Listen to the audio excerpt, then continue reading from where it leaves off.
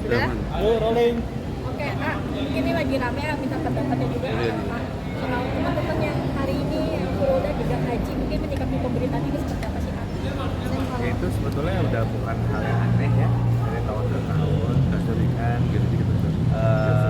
Haji itu yang penting niatnya. Yang saat ini memang belum karena kebijakan dari pemerintah Saudi, yang juga banyak ini travel yang sudah ngebloksin, tapi bisa belum keluar terus terbang dengan kosong. Tapi sebetulnya kan juga masih ada celah lain ya sebetulnya ya. Mungkin juga beberapa waktu nanti ke depan, karena saya dengar sampai tanggal 3 juga sebetulnya masih bisa ada kemungkinan.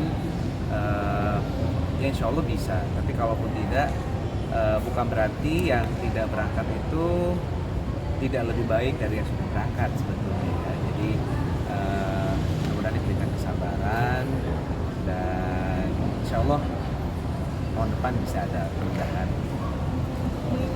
Biaya yang keluar ya Pak. Iya. Sendiri kan sama pada akhirnya harus lapang dada nggak jalan nih tahun ini. Ya semua pihak harus menerima karena resiko ya kan mendadak. Orang yang udah prepare berapa tahun sebelumnya aja belum tentu tahun ini bisa dapat jatah. Nah artinya yang memang mau shortcut ini juga pasti harus siap dengan resiko. Dan untuk travel aja resikonya tiket bisa hangus, tapi konsumen memang nggak mau tahu, akhirnya duit terus balik semua misalnya. Jadi semua pihak juga punya resiko.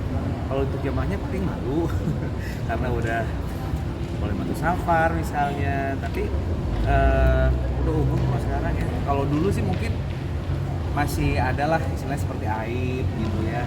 Wah kalau nggak berangkat ini ada apa-apa nih, kayaknya Ka'bah nggak mau terima nih gitu. Wah nggak seperti itu kok. Ini masalahnya masalah memang preparationnya sudah baik atau tidak. Kalau memang tiba-tiba baru berapa minggu mendaftar terus sudah mau berangkat, ya resikonya ada resiko tidak berangkat. Karena kebijakan dari pemerintah Saudi itu selalu berbeda-beda. Ada yang dia seperti ngobrol visa dan banyak banget yang berangkat di sananya, terus ada kendala karena over capacity misalnya. Nah dengan kebijakan yang ada saat ini saya kira ini bagian dari memperbaiki pelayanan. Saya kira semua pihak harus bisa menyikapi ini dan mudah-mudahan tetap pahalanya bisa didapatkan pahala yang berlipat-lipat. Itu aja mungkin ya. Tapi di pengalaman bukan sempat abang travel juga, Ya. sempat mengalami hal itu juga. Pernah ngalamin Seperti apa? ya resiko. Kita mau jadi gambler apa enggak sebetulnya. Jadi itu pilihan untuk para pengelola travel ataupun untuk para calon jamaah haji.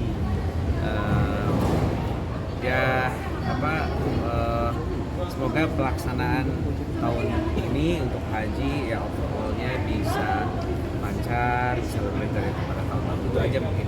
Di balik Turun ya. fenomena yang bisa haji produk ini tidak bisa berangkat.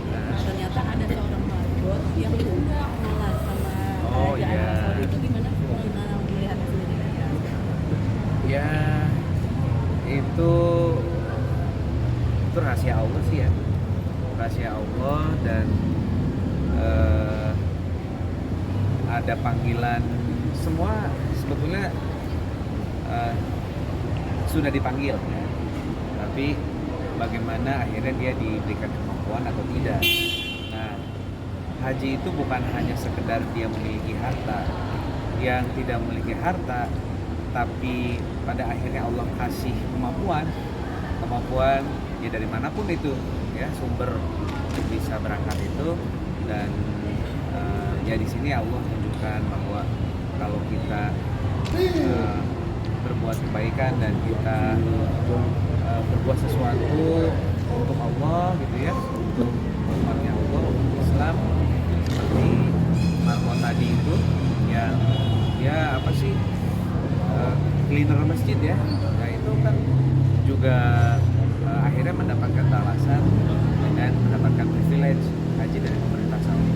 Banyak sih sebetulnya cerita-cerita seperti itu.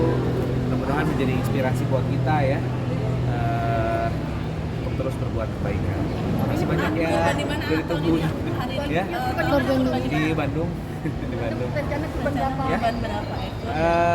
Tapi kalau saya sekarang sama teman-teman di NGO ya, di Kita Baik, namanya NGO kita, kita lebih fokus untuk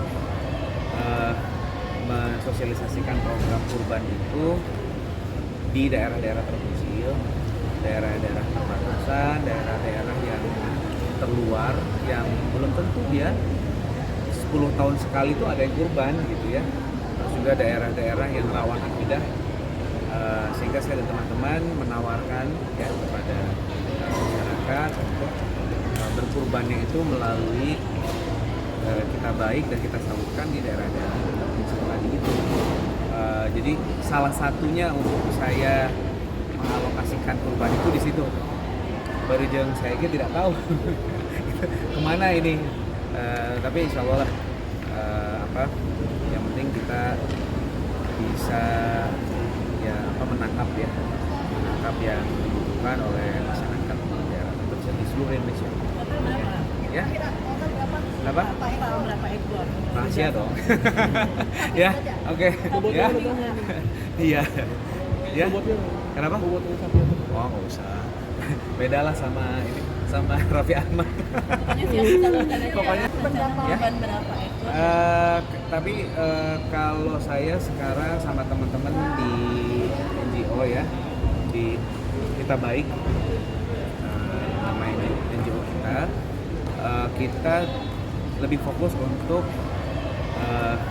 mensosialisasikan program kurban itu di daerah-daerah terpencil, daerah-daerah perbatasan, daerah-daerah yang terluar, yang belum tentu dia 10 tahun sekali itu ada yang kurban gitu ya. Terus juga daerah-daerah yang rawan akidah, sehingga saya dan teman-teman menawarkan ya kepada masyarakat untuk berkurbannya itu melalui Kita Baik dan kita salurkan di daerah-daerah terpencil tadi itu. Jadi salah satunya untuk saya mengalokasikan kurban itu di situ. Barujeng saya tidak tahu kemana ini. Tapi insya Allah lah, yang penting kita bisa menangkap yang dibutuhkan oleh masyarakat daerah terpencil di seluruh Indonesia. Total berapa? Ya, apa? Berapa ekor? Rahasia dong. Ya, oke. Ya, iya. Ya, kenapa? Oh, nggak usah. Beda lah sama Raffi Ahmad. Pokoknya siap disalurkan aja. Pokoknya